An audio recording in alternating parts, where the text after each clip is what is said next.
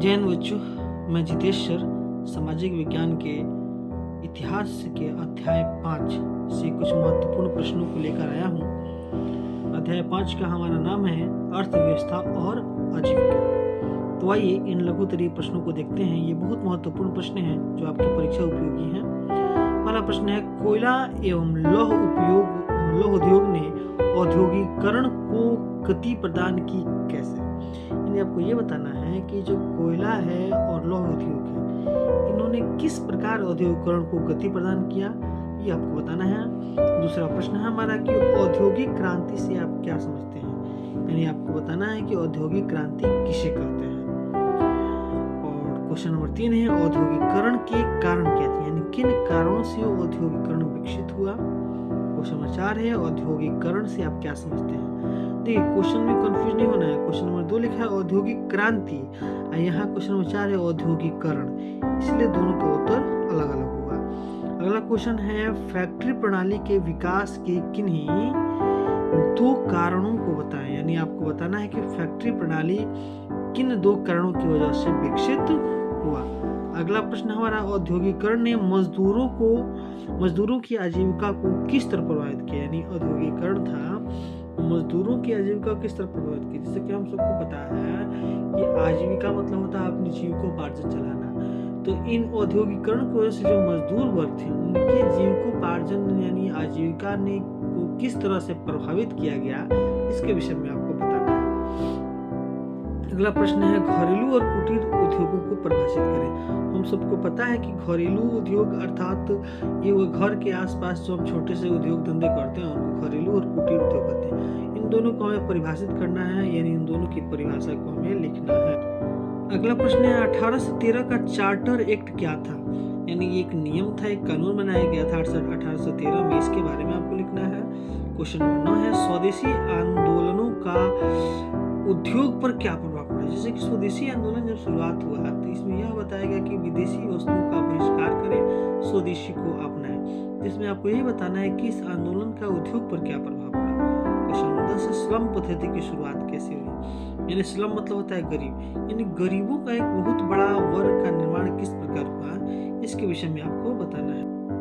अगला प्रश्न है, भारत में सूती वस्त्र उद्योग के विकास को लिखना है। यानी भारत में सूती वस्त्र उद्योग किस तरह विकसित हुए उनके बारे में बताना है आपको। क्वेश्चन नंबर 12 की बुजुर्गा वर्ग की उत्पत्ति कैसे हुई। अब आते हैं हम लोग दीर्घोत्तरीय प्रश्न के बारे में बात करते हैं। क्योंकि ये जो दीर्घोत्तरीय प्रश्न है, इन प्रश्नों का उत्तर मैंने यहाँ पे पॉइंट वाइज दिया हुआ है, यानी हेडिंग मैंने बता दिया है। आपको सिर्फ क्या करना है, उस हेडिंग का डिटेल लिख लेना है। तो पहला प्रश्न पर हम लोग ध्यान देते हैं, औद्योगिकरण का भारत पर क्या प्रभाव पड़ा। यानी आपको ये बताना है कि औद्योगिकरण का भारत पर क्या प्रभाव पड़ा। तो सबसे पहला पॉइंट है कि उद्योगों का विकास हुआ। स्वाभाविक सी बात है कि जब औद्योगिकरण होगा, फैक्ट्री बैठेंगे तो उद्योग बैठेंगे ही, उद्योग का विकास होगा ही। दूसरा है, नगरीकरण को बढ़ावा मिला। स्वाभाविक सी बात है कि जहाँ भी कल कारखाने होते हैं वहाँ पे नगर पर बसते हैं, लोग आकर रहते हैं, एक नई बस्ती बन जाती है। उसके बाद तीसरा है कि कुटीर उद्योगों की अवनति का मतलब होता है कि उनकी समाप्ति होना। तो छोटे छोटे जो कुटीर उद्योग थे उनकी समाप्ति होने लगी। और अगला है सामाजिक विभाजन। उद्योगिकरण की वजह से सामाजिक विभाजन हुआ, अर्थात समाज 2 वर्गों में बट गया था, पूंजीपति वर्ग और श्रमिक वर्ग। अगला प्रश्न हमारा, कुटीर उद्योगों के महत्व एवं उपयोगिता पर प्रकाश डालें। आपको कुटीर उद्योगों का महत्व बताना है और उसकी क्या क्या उपयोगिता है, इन उपयोगिता के बारे में बताना है। अगला प्रश्न है, औद्योगिकरण के कारणों का उल्लेख करें। यानी औद्योगिकरण किन कारणों से हुआ, ये आपको बताना है। आइए इसका हम लोग कारण का टॉपिक आपको बताते हैं। पहला है, स्वतंत्र व्यापार और अहस्तक्षेप की नीति। यानी अब यहाँ पे शुरू हो गया था कि प्रत्येक व्यापारी, प्रत्येक देश स्वतंत्र व्यापार करना चाहता था, जिसमें किसी प्रकार की हस्तक्षेप की नीति वो नहीं लगाना चाहता था। दूसरा है कि नए नए मशीनों का आविष्कार होना शुरू हुआ। स्वाभाविक बात है, कहते हैं ना, आवश्यकता ही आविष्कार की जननी है। तो जब नए नए मशीनों का आविष्कार होगा तो औद्योगिकरण की कारण ही हुआ। तीसरा है कि कोयला एवं लौह की प्रचुरता। कोयला भी हमारे पास प्रचुर मात्रा में थी, लौह उद्योग भी प्रचुर मात्रा में थे, तो कहीं ना कहीं इनका उपयोग करना था ना जी, इसीलिए औद्योगिकरण का उपयोग यहाँ पे किया।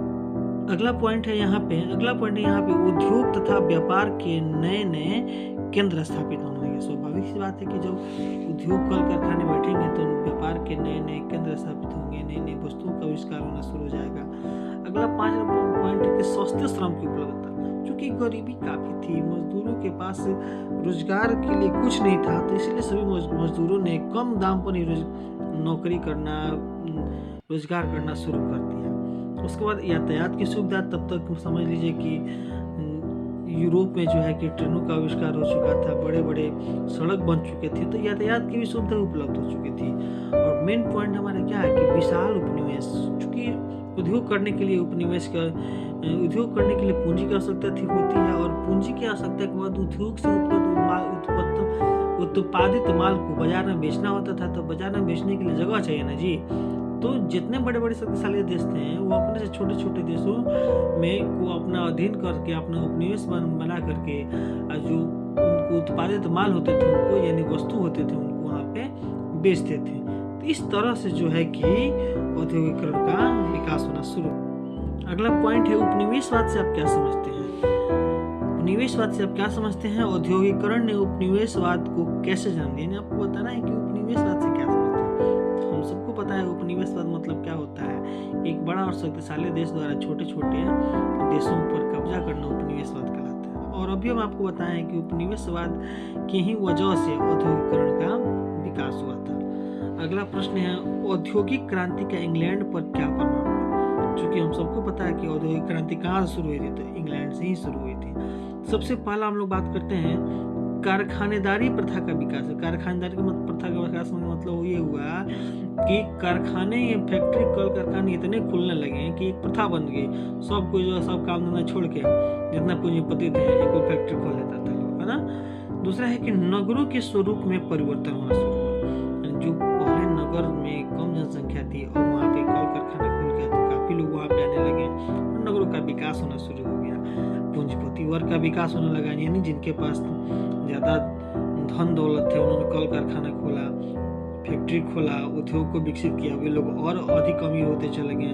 श्रमिक वर्ग का उदय हुआ, अर्थात हमने आपको बताया था ना कि समाज 2 वर्गों में बढ़ गया था, पूंजीपति वर्ग और दूसरा श्रमिक वर्ग।